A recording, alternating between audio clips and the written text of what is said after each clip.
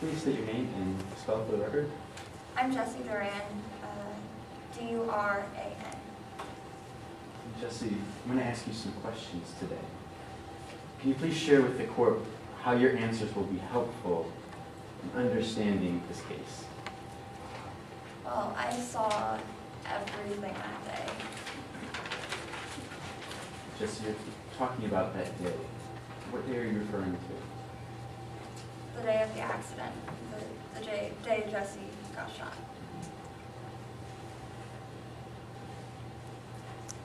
Do you know Sydney Park?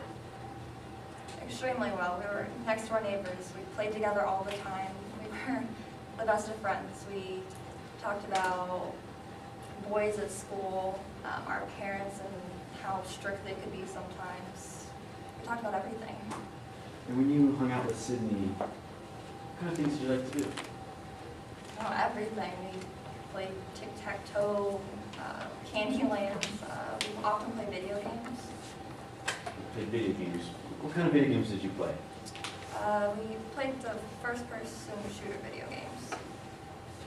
What's a first-person shooter game? So in a game you have objectives and it's on the screen and you're viewing the world, and with the controller you get to control the person on the screen. So how real is what's happening on the screen? I mean, you can tell it's fake. It's not, it's just a, imaginary world. When you would play the video game with Sydney, how do you think your mom felt about that? Oh, my mom often played with me. We'd have competitions and see who could get the high score. When you played with your mom, what kind of things did she say to you? Well, she'd get that mom tone, Jessie, guns can hurt people. Did she say anything else? Almost every time we played, that same mom tone would come out.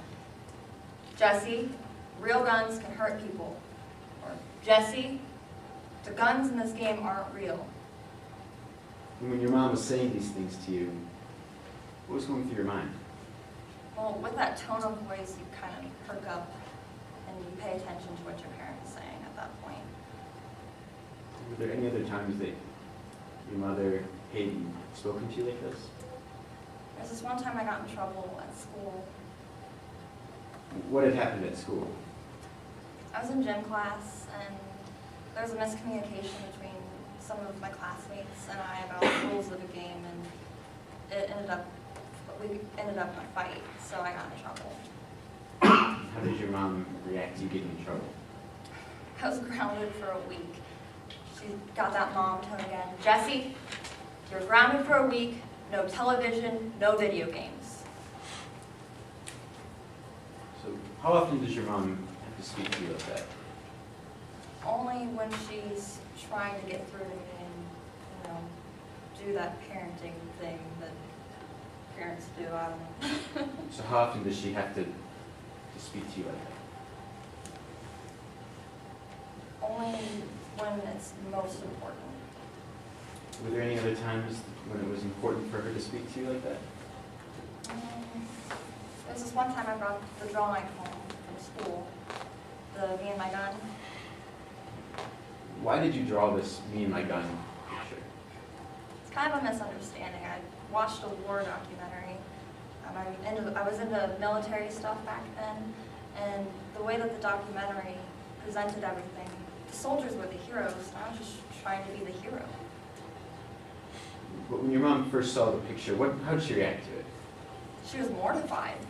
She got that parental tone again. Jessie, this isn't funny. Guns are dangerous. I want to go back to when you would play guns in the video games. Okay. You would play the video games with Sydney, is that correct? Yeah, Sydney loves playing the video games. She often suggests we play roulette. Was roulette a part of the game? No, it wasn't part of the game at all. She suggested that we shoot at each other instead of for the objective of the game. So the game designers wanted you to play roulette? Not at all. It's actually hurt our scores by doing that. So when you would play with Sydney, how did you feel that she liked playing those games, did she? She loved playing those games. We played cops and robbers, played with the Nerf guns in the backyards. In the summertime, we'd play with squirt guns. Were those the only kinds of guns that she ever wanted to play with? No, after she found out about the gun in the safe, she wanted to play with that one. Is this the gun that's at Sydney's home? Yes. Did you ever touch that gun? Yep, that day we opened the safe, and we got the gun out, and then I left the room. That day you're talking about August 18th again? Yes. Whose idea was it to go and get the gun? Oh, it was Sydney. She was so excited. As soon as her parent left for work that day, she yelled, "Let's go!" and ran to the room, opening the safe. And when this happened, what other parents were at home? It was just us. There weren't any other adults or parents. So you and Sydney have the gun. What happened next? I left the room and went to the living room. And then what happened? Sydney was somewhere else for a few minutes, and then she came to the living room to set the gun on the table and suggest we play roulette. And what did you think she meant by saying, let's play roulette? Well, we weren't playing the video game, so I was kind of confused and asked her, "What do you mean?"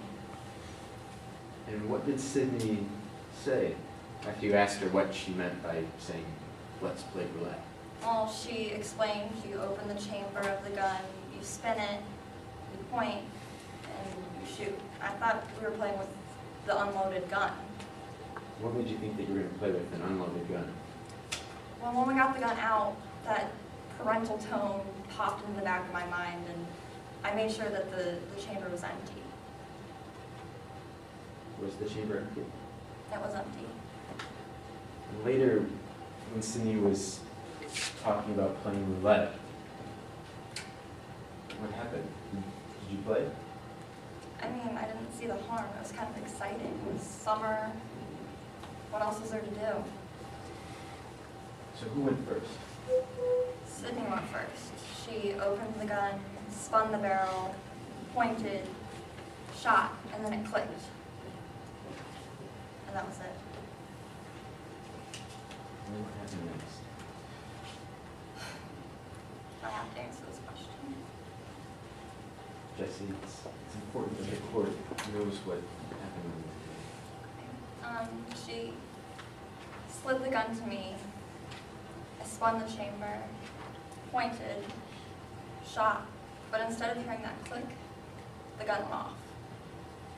At any point in time between when she pointed the gun at you and shot, and when she handed the gun to you,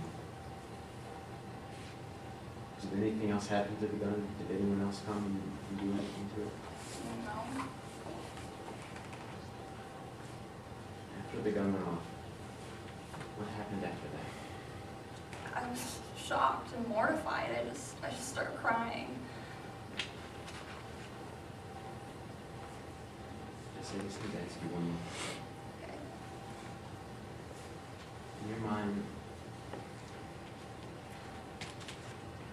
did the Parks ever do anything to talk to you about the danger of that gun in that house? No. Not once.